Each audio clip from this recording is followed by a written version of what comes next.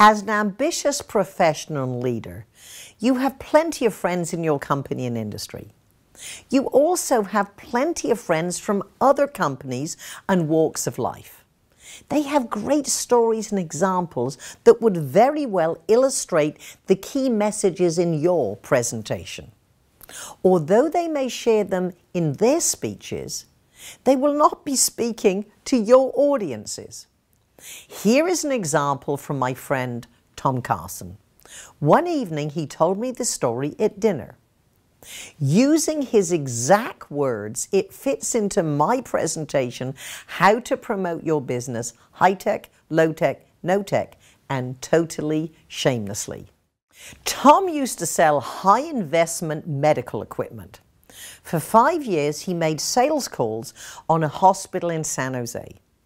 Although he had a good connection, he never sold 1 penny's worth of business. So this was the day. He decided if he didn't make a sales call, he wasn't going to call again. Have you noticed? Once in a while, when you're a good professional, the gods look down and bless you. They send you a sign. And on this particular day, in this hospital in San Jose, the gods sent him a sign. Remember, opportunity does not knock once. It knocks all the time. We don't always recognize the sound. Because this opportunity took the form of a notice in the gift shop that said, flowers 50% off. He went in and bought the biggest bouquet they had, wrote a note on the card and walked to the buyer's office. Tom walked in, didn't say a word, just handed her the flowers. She looked at the card and it read, "This is a shameless attempt to curry favor with Marilyn, the very influential buyer. Best wishes, Tom Carson." She laughed, walked over and pinned the card to her notice board where it stayed for 5 years.